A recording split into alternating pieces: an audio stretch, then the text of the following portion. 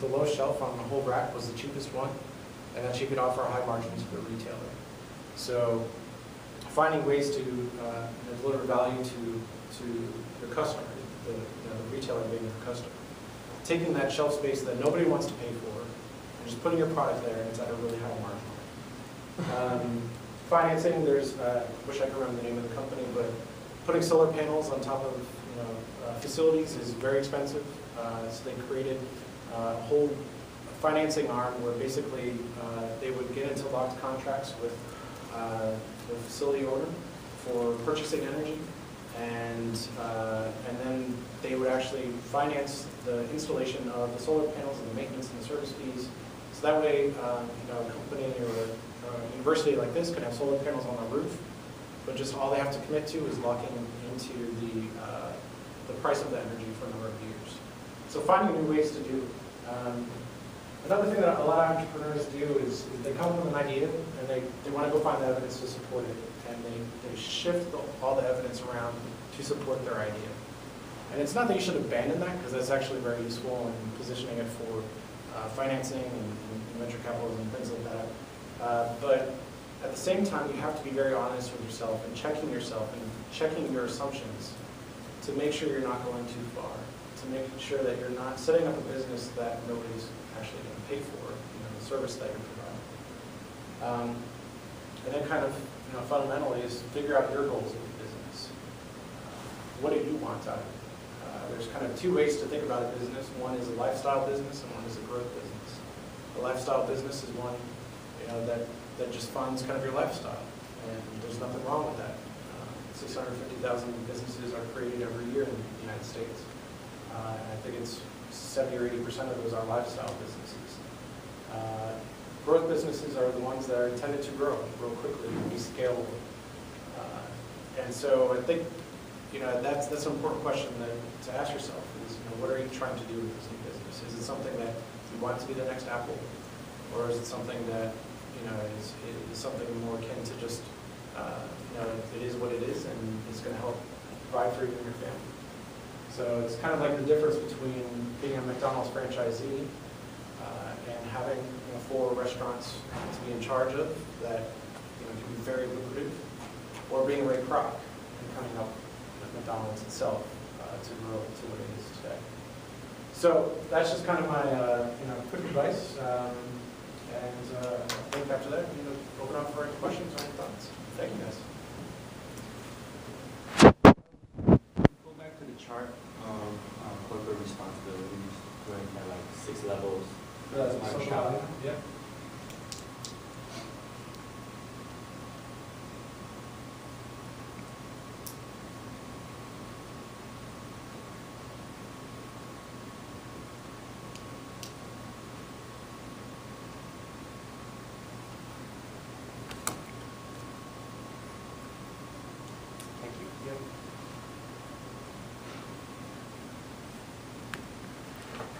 So this is meant to just demonstrate the whole logic flow. The trick is to find the measurements that prove this case. And that's what a lot of companies are struggling with, and is starting to become something easier to do now that there's a lot more technology available. James, thanks for coming in and talking to us today. I got a quick question about some CSR programs that you see are failures or maybe misguided. Can you talk about some of those examples and maybe why you see them as not as successful as they could be? Yeah, a couple of examples. I guess first, when I look at a company's corporate responsibility report, and I see it's just a list of programs, like, hey, our warehouse in Tuscaloosa has a great recycling program. We have a group of employees volunteering in Pumpkin Falls, Iowa to mentor some kids. I know that essentially what we've categorized in my company, we categorize them as a program collector. They have all these existing initiatives, but they haven't created a strategy out of it. And that's not necessarily a bad thing, it's just a fact of where many companies are in their journey. So I think that's just a missed opportunity, whereas other companies like a BP start greenwashing and are overblowing their commitment to an issue and ignoring others. So yeah, BP is just a great example, and it's always awkward when nobody's with BP, right? But a classmate once who wasn't with BP was always making fun of it. So anyway, but I think the other thing that is often a mistake is people think that it's just limited to philanthropy. And I just run across that wall time in and time out where I know a couple of companies here in Chicago that want to talk about creating a corporate social responsibility program, and then after digging into it, you just find out that they just want to figure out how to engage communities and create a volunteer program and give money, which that's not looking holistically at opportunities. You're missing a lot of opportunities. I'd name them, but Right. I'm still trying to work with them. So. That leads me to the Walmart example that you brought up.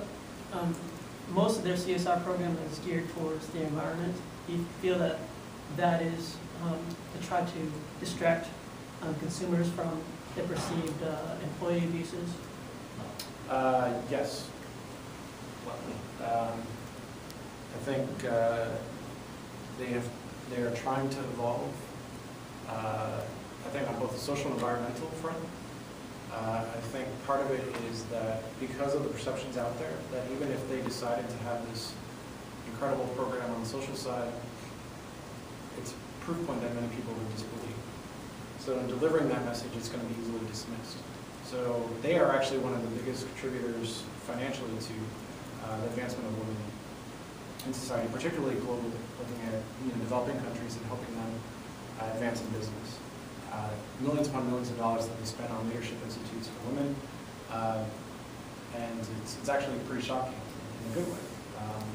That's not a leading message for them because they're faced with discrimination lawsuits here and class action lawsuits here in the United States, and so trying to offer that is just going to be a losing battle for them. And so I think part of it is a strategic look. Is we can't win the social battle yet. I think they are genuinely trying to change some of their operations, but they can win the environmental discussion. Do you think as a messaging strategy then it's better to maybe undersell your social responsibility to avoid the risk of sort of overhyping it, and then when it comes out that it's not as good as you said, people disregard anything that you do? Yeah, I think that's actually a great question because there's two ways most companies go. One is they exaggerate and one is they undersell. The best practice to do is to just be authentic. So quote, like I mentioned before, is an example of, they were very authentic in saying we had this milestone goal to hit in 2009, but we didn't. And I'm sure there was discussion in Atlanta that we're going to get a lot of blowback, people are going to think we're being disingenuous about our goal. I'm sure there was that discussion. But the fact is they got a lot of respect and street cred for just being honest. And so I've heard people who are vice presidents of sustainability departments at some major brands just saying, you know what, not everybody here gets it. This is a journey for us. And just being able to have that conversation and just disclose that much just makes everything a lot more equal footing. And so yeah, I think some companies are exaggerating, but I think fundamentally a lot of companies that are doing incredible things are underselling because they're fearful of being perceived as exaggerating.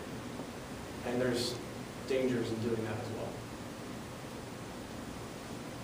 Can you go back to that slide with the 80%, 83%? You don't actually have to go to the slide.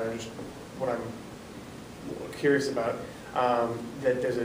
that's a pretty dramatic drop. I mean, 5%, you said it's outside of the standard of error. So